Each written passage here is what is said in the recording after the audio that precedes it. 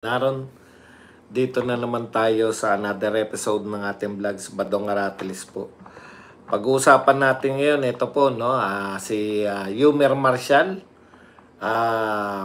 Mark Magnifico Magsayo, at si Jerwin Angkahas ay kasama po sa undercard nito ni Manny Pacquiao sa darating po niyang championship fight laban dito kay Barrios. Ayan. At si Donaire po ay muling magbabalik sa itaas ng ring, no? Mag-aala Pacquiao, ang 42-year-old na si Nonito, the Filipino Plus Donaire. Yan po mga pag-uusapan natin, pero bago yan, kung bago ka pa lang dito sa ating channel, mag-subscribe ka na. Dahil ito lang ang tayong channel na may kinikilingan, may pinapanigan, una sa balita, huli sa impormasyon, kaya ano pang hinihintay nyo? Pindot na. Okay, pag-usapan natin mga kapatid, no? Ayon po dito sa balita ng Philippine Star na isinulat po nitong si Ralph Edwin Villanueva ay kasama po, no, yung two-time Olympian na si Yumer Marcial ay babalik po, no, sa itaas ng ring sa darating pong July 19. Kasama po sila sa siksik liglig at napakatindi pong mga undercard nito ni Manny Pacquiao. Ang tindi po ng undercard Yun pong mga Pilipino pa lang, lahat ng mga champion natin, no? Marcial, Angkahas, two-time Olympian si Marcial, dating world champion Magsayo, kasama rin po si Jerwin Angkahas, no? Ayan. So, sila po ay mapapalaban sa undercard. At masaya po, magiging masaya po. Kung hindi ako nagkakamali, kasama rin yung anak ni Pacquiao, no? Sana pati isa. Si Bacosa ba yun? Yung anak naman kay Jinky, na si Jimwell. Yan, si Jimwell Pacquiao ay kasama po, no? Sa unang ulat, ewan lang natin kung matutuloy pa rin po yun. Pero particular po si Yumer Marcial ay lalahok po dito sa 8 rounder. Alam niyo naman si Yumer Marcial, kahit two-time Olympian na yan, konti pa lang po ang record niya pagdating po sa... Hindi po pwedeng 12 round o 10 rounder kagad.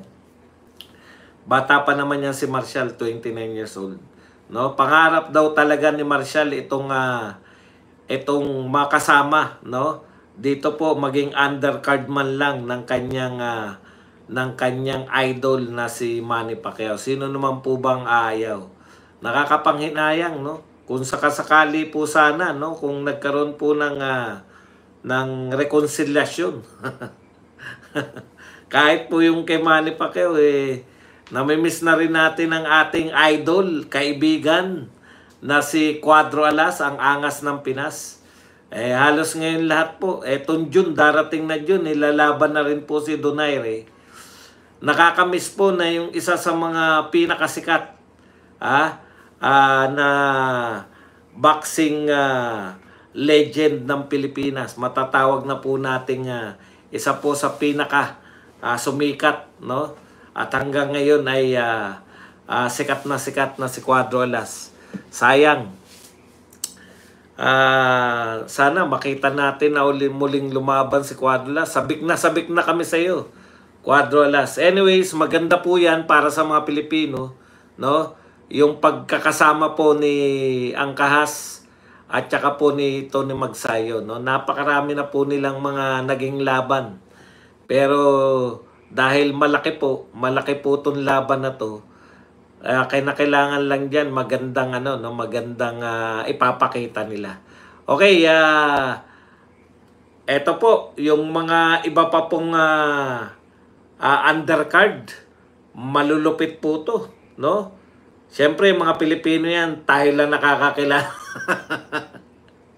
Pero matitindi po yung mga undercard ng Pacquiao Barrios.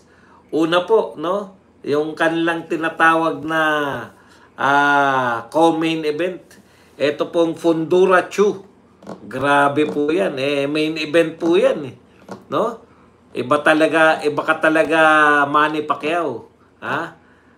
pang ano lang po, pang isa lang po sa mga kalahok dito po sa undercard. Kaya talagang hindi po pinabayaan eh.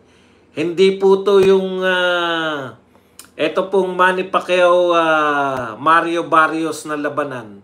Eh malupit po to. Hindi po ito yung kumbaga gagamitin lang hanggat kaya pang pigain yung pangalan ni Pacquiao.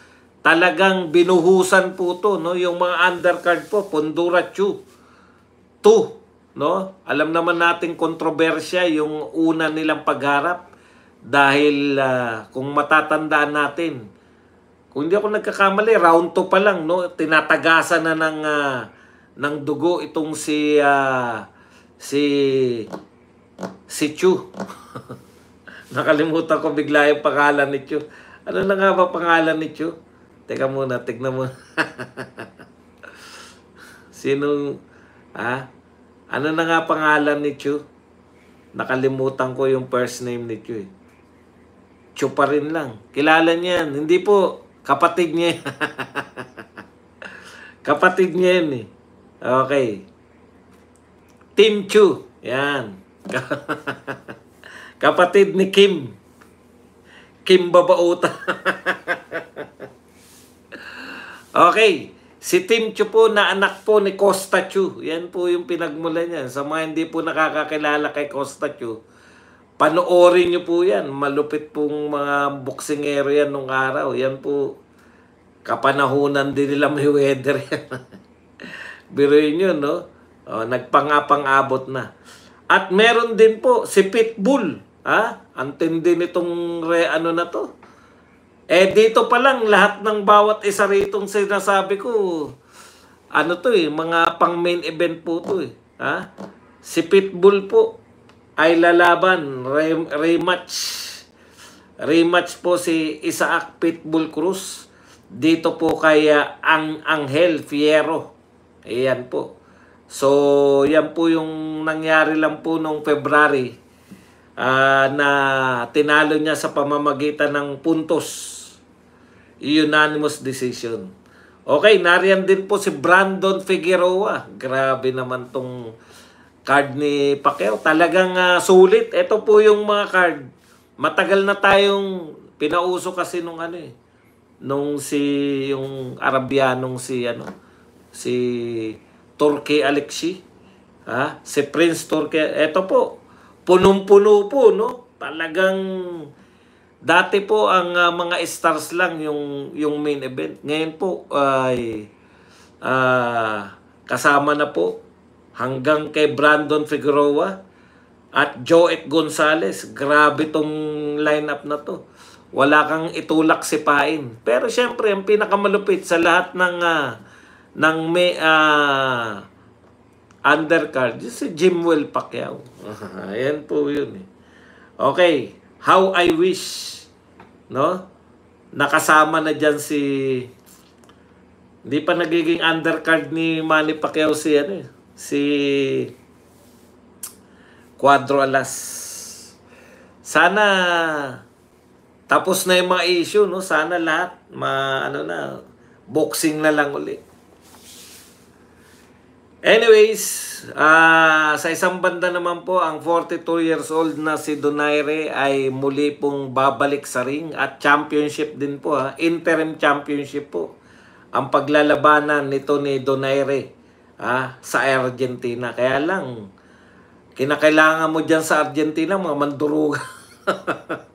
Mga mandurugas tao dyan, kinakailangan dyan, mapabagsak niya yung kalaban, hindi ubra yan na yung puntos-puntusan. Naalala ko si Cuadrolas dyan, lumaban yan yung nirayot sila ng mga tao, kukuyo. Dyan kinuyog sila kasi correct. Ito po, ang kanyang kalaban ay si Andres Campos of Chile. Sa laban po ni Donaire na halos 2 taon na natigil din. At siyempre, 42 years old na rin. Ikukumpara kay Pacquiao, 46. Pero 42, tanda na rin sa boxing. Ayan po, no? So, yung huling laban po nito ni Donaire ay siya po ay natalo sa decision kay Alejandro Santiago. Ayan.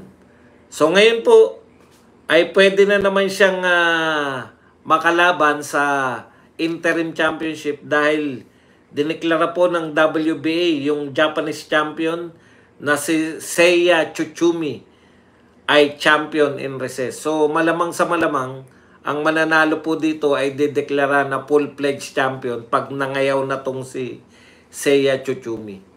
Ayan. So ang huli po nating maganda-gandang laban ni Donaire natatandaan, yung laban nila, yung yung unang laban niya kay Naoya Inoue. The Monster of Japan. Sarap, no? Nagbabalik na yung mga champion natin. Lumalaban na uli sa ring. Kaya lang ito po, nangyari na po to yung mga lumalaban po sila Pacquiao, si Donaire sa iba't ibang lugar, halos magkakasabay, no? Tapos sila sana may mga sumunod pa sa kanila, yung mga mas bata pa na lumalaban ng championship. Speaking of mga bata, di si Carl James Martin, hanggang ngayon ba? Hanggang ngayon ba pinag-uusapan pa kung handa na ba? Puta, bago pala ako sa boxing. Yun na eh. Kailan pa maghanda yan? Ilaban niya. Laban na. Di ba?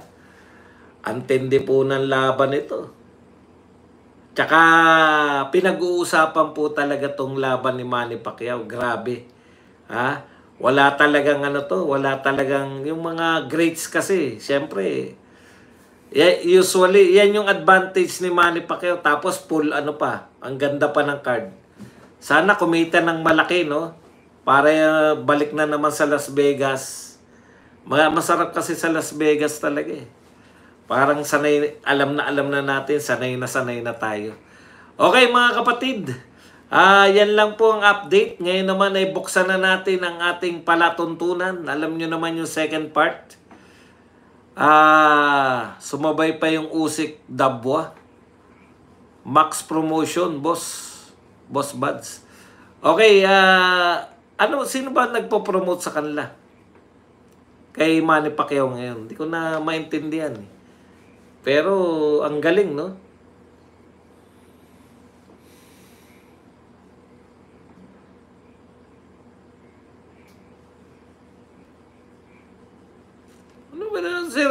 Alam niyo po, ang boksingero po, hindi po yung masisira yung pangalan sa mga chismis.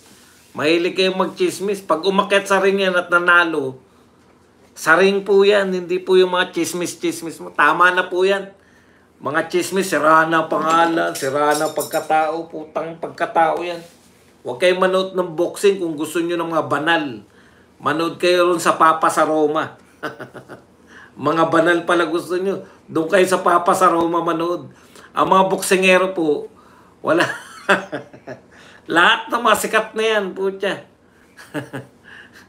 Mahilig kayo sa mga chismis. Diyan nasira yung panonood ng mga Pilipino. Ibalik na natin ang panonood ng boxing, yung totoong boxing. Hanggang politika lang daw ako eh. Di wag ka rito. Hanggang politika lang pala ako, di doon ka lang manood. Anak ka ng tatay mo, hindi ka naman pinipilit. Ano mamasabay ko kay Pope Leo? Pati ba naman yung Papa sa Roma? Tatanong nyo sa akin, ano pakialam ko dyan sa Papa sa Roma? Okay lang yan. Wala tayong reliyon dito. Bawal ang reliyon pag-usapan. Sa mga channel ni Badong, bawal ang reliyon. Comment. Multitasking yan si Boss Bad. Susunod yan sa yapak ni Lolo Bob. Comment kayo dyan. Magtanong po kayo. Huwag lang yung mga tanong sa reliyon. Kahit nga politika, puro ka lang mekos-mekos. Okay na yan. Alam mo, gawin mo Lord Tara. Ganyan talaga pag mga inggit. Kung ayaw mo pumukit. Di ba may kasabihan tayo, inggit pikit. Ngayon, kung ayaw mo, gawa ka rin ng channel. Libre naman, no? Libreng mangarap. Ayan. Kaya lang, mahirap pa. Ito, pinakamahirap po sa lahat, Yung chorya-chorya, magagaling kayo. Kinakailangan nyo munang patunayan na magaling talaga kayo sa pagbablogs pag nakadalawa na kayong ganyan.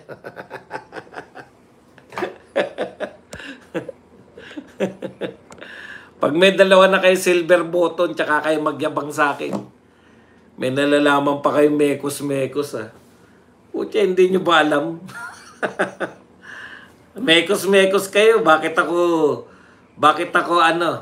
ako may radio source sa politics ngayon? Ah. Ibig sabihin yung taste nyo, iba sa taste ng mga may-ari ng istasyon. Laga-lagari lang. Tarbaho lang na tarbaho. Mahirap sa inyo. Pag nainggit, pumikit lang. Tanong-tanong lang po. Magtanong naman kayo.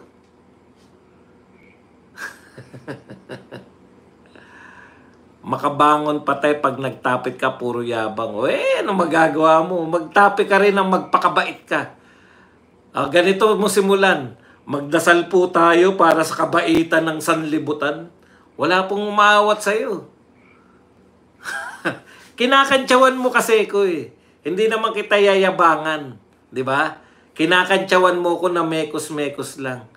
Ang dami ko naman naloko. Nakadalawang pa ako. Yung isang silver button, mahirap ka na makapanloko uli kung mekos-mekos lang ang kaya mo.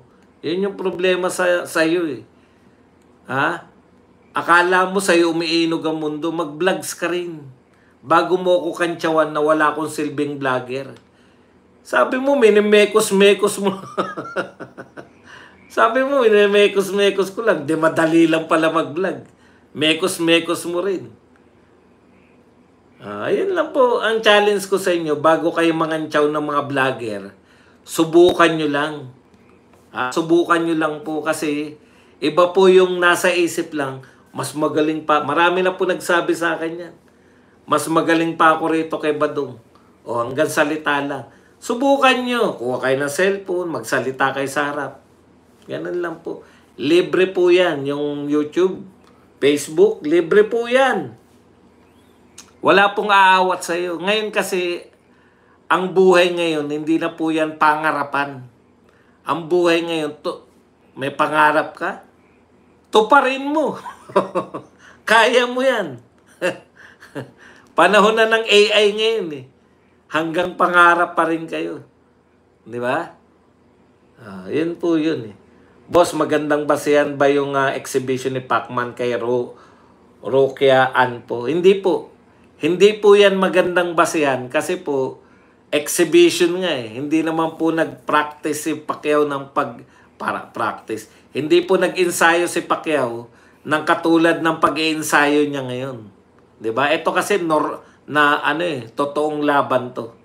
Kaya malabo pong ikumpara yan. Parang kayo din po yan pag hindi kayo naghahanda sa laban. Ilan ba nanonood sa radio program nyo? Puro to longest comedy labas nyo. Kita mo, nanonood ka pala. Yan ang gusto ko sa'yo. Alam na alam mo pala nangyayari doon. Ikaw naman talaga. Tagahanga pala kitang lihim eh. Pero hindi nga. Ito seryoso po.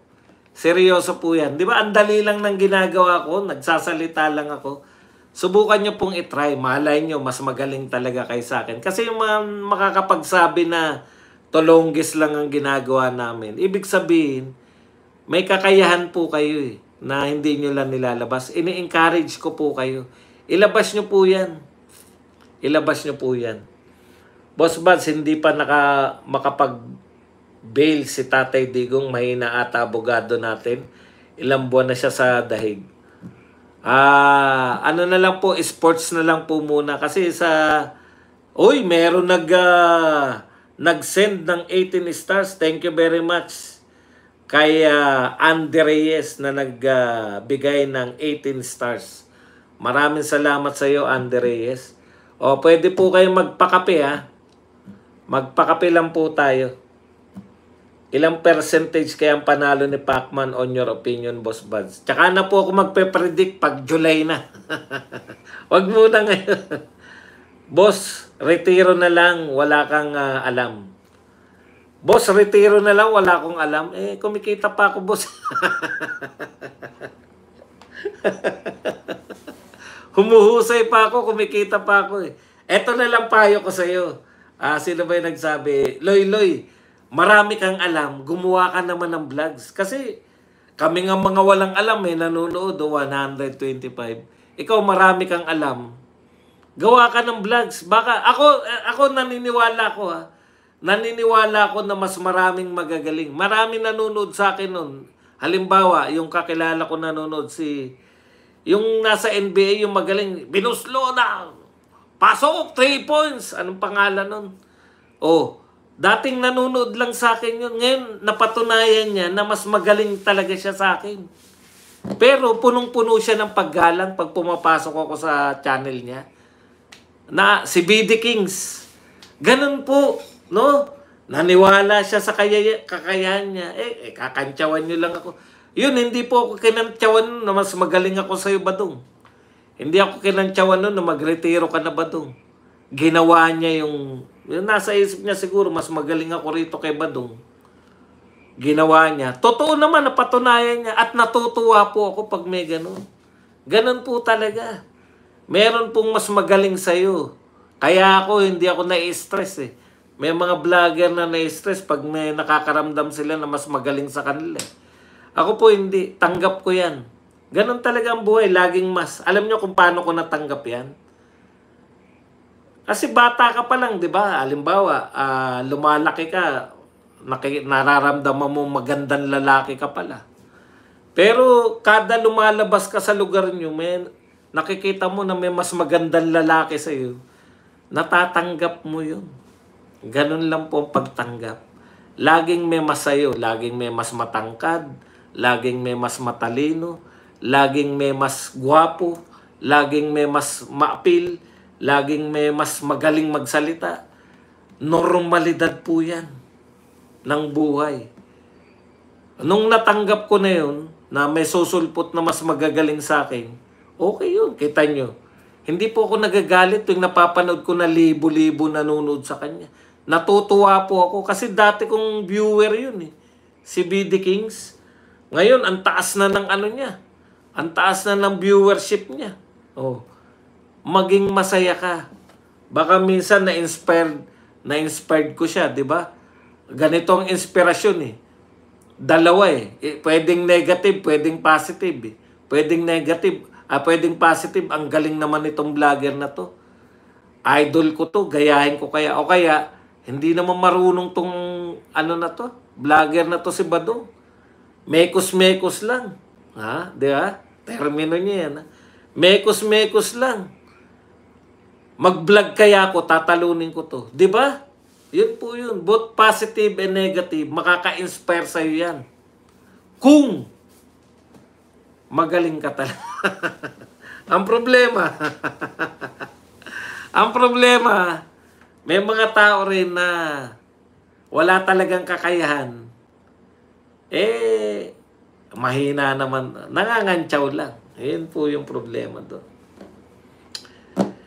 Si Haney di natanggap na ginulpi di gulat siya ni Ryan Garcia kaya nagdemanda. Pwede rin sigurong magdemanda ng mas magandang lalaki.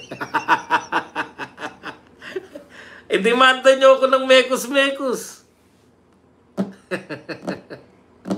Loy, retiro ba ako? Patunayan mo. Magano ka muna. Baka pag nakita kita na, putya, retiro. Alam nyo po, maraming dumaan sa akin eh. Dati kasi, di ba? Biglang sumulpot sila, Boy Bakal, sila nagretiro ba ako? Hindi. Tatanggapin mo lang mas magagaling sa'yo itong mga bata na to. Nung natanggap ko yun, wala kaming problema. Pumapasok ako pag mga nagla-live sila, nagbabati-batian. Ganun talaga ang buhay. Lagi pong may mas magaling sa'yo. Loy. Malay mo, mas magaling ka sa akin. Imbis na pagretiruhin mo ko, gumawa ka ng vlogs, napatutunayan mo ngayon na ganun lang yun, Loy. Kabads, Felicidad, Malyari. Boss Bads, sikat, maraming inggit. Na-experience mo na rin ba, boss, na magbait-baitan? Ano po ang feeling? Ako po kasi totoong mabait ako. Kaya hindi ko po naranasan eh. Eto po, ganito lang din talaga tayo mag-vlogs noon pa. Wala naman